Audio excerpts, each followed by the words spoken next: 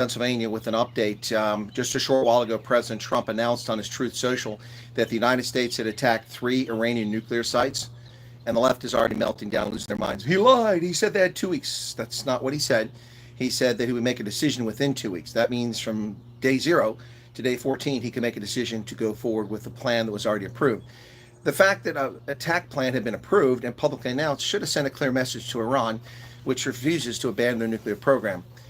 Now, for the Neville Chamberlain surrender monkeys in the Democratic Party and the appeasement monkeys of the Rhino crowd in Congress, how did you ever think that this was not going to happen? It's been 46 years in the making since the unlawful Vienna Convention violations and assault and attack and hostage taking on our embassy by radicals in Tehran in 1979. This day was coming, and it's here. It's just a question of when, because these radical Islamic fascist Nazis have wanted to have a nuclear weapon for 50 years. They're on the verge of producing one. It cannot be allowed. It cannot be allowed.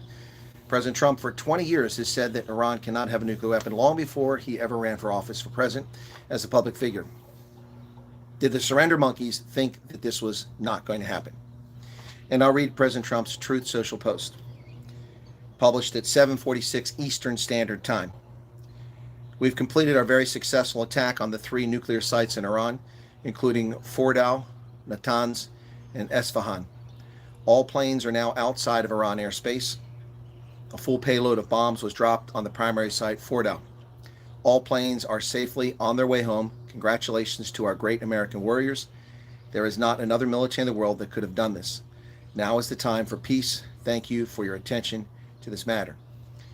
With heavy bombers having been pre-positioned in Diego Garcia some time ago, months ago, with the news publicly announced of aircraft flying to Guam within the past couple of days, it should have been painfully obvious to all involved, and it was to, in fact, some people in South Africa. It was painfully obvious to them, because the hate America, racist, demonic lunatics protested outside the American consulate in Sandton today, disrupting services and harassing people. Well, there's no real services going on Saturday, but the point is harassing people outside our consulate on a Saturday, when the only people there, frankly, are security people for the most part.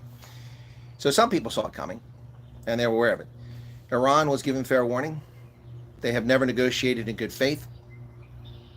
The treasonous conduct, Barack Hussein Obama giving them $1.7 billion and pallet loads of US dollar cash to fund their terror, state-sponsored terror. The foolish, juvenile, idiotic foreign policy of Joseph Robinette Biden, whose idiotic green energy fairy tales, rainbows, and unicorns, and his threats to the energy market drove up the price of oil futures and drove the price of oil up, giving Iran at least $250 billion of unexpected windfall profits, profiting off the back of Europeans and Japanese and Chinese buying Iranian oil, and South Africans. Money used to funnel to the Houthis in Yemen to attack international shipping. Money given to Hamas. Money given to Hezbollah to murder civilians and attack innocent people. The surrender monkey appeasement crowd, the Neville Chamberlains of this country, are not in ascendancy right now. Thank goodness. American voters saved this country on the 5th of November. Can you imagine, just weeks away from a suitcase bomb exploding in Miami, from one of these idiots coming in this country illegally with an invalid passport issued by an unreliable third country? One of those countries that currently is either banned or about to be banned from nationals coming here because of their failure to adhere to international norms and standards for passports. Yet Trump is painted as a racist by racists themselves. Racists themselves. We are now at war. I don't know. Perhaps we're at war, perhaps we're not. But the bottom line here, ladies and gentlemen, is the United States today, 21st of June, 2025, attacked, well, actually it's the 22nd probably already, yeah, it's 22nd in Iran, 22nd of June there, but 21st here in the States, attacked Iran, 3 nuclear sites. So the discussion about bunker buster bombs, I don't know if that's germane anymore. What remains to be found out this evening, hopefully President Trump will address the nation. I don't know if that's scheduled yet. It's nearly 8, well, it's 8 p.m. here on the East Coast. I had to wait an extra 2 hours. By the way, for those who are curious, my YouTube plaque has arrived. I'll edit the video and put it together a little bit later on. Courtney says, I'm proud to have Trump as POTUS. Go Navy. Yep. Well, yeah, I'm sure go Navy, but it was probably Air Force pilots that did the damage tonight. So hopefully President Trump will speak to the nation and tell us what the next step is, whether this is a one-off or whether it can continue. But Iran, no doubt, will seek to strike back the United States. But the bottom line is that right now, ladies and gentlemen, Iran has very few options other than terrorism.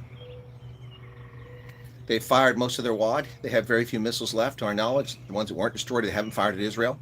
So their options are limited. That's the purpose of this, to limit the options of an evil regime, a fascist regime which subjugates women, which murders homosexuals, which murders women, which imprisons women, and bans free speech.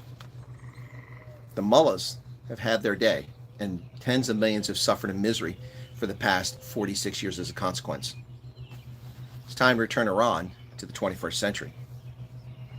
But if the mullahs won't surrender, they're going to wind up having their nuclear sites, their military sites, and their leadership bombed to the Stone Age.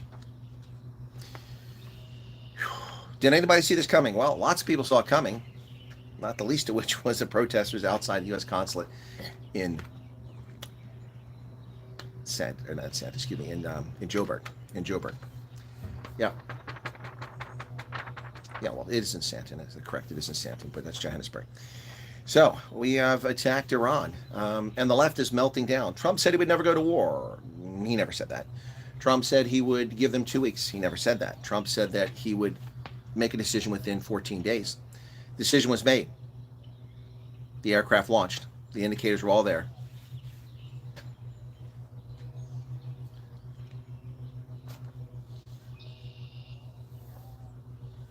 Who is Billy Boy? And what is the bottom falling out? I have no idea who Billy Boy is. Who is Billy Boy? Clinton? No idea who that is. Anyway, folks, thanks for tuning in this impromptu. I'll have more detailed information on my live broadcast, 11 Eastern Standard Time. Unless President Trump goes live between now and then I'll cover his press conference. But I'll be live at 11 p.m. Eastern Standard Time, which will be 5 a.m. South Africa time, with an update to this. Does it say 10 o'clock Trump will what? Trump will address. Thank you very much for that. Okay, thank you for the update. 10 o'clock, then I will be live at 10 o'clock with President Trump's broadcast to the nation and what he has to say. And we'll analyze that. We'll update. So stay tuned. I'll set that up, and we'll go live with President Trump's address to the nation and, frankly, to the world, to explain what has happened this evening. All right, guys. Thanks a lot. Be sure to hit the like button before you leave. I see 160 people here and just 35 likes. Can you hit that like button? And we'll see you guys just a little bit later here for President Trump's address to the nation and the world about U.S. action against Iran tonight, the 21st of June, 2025. 46 years in the making. Cheers.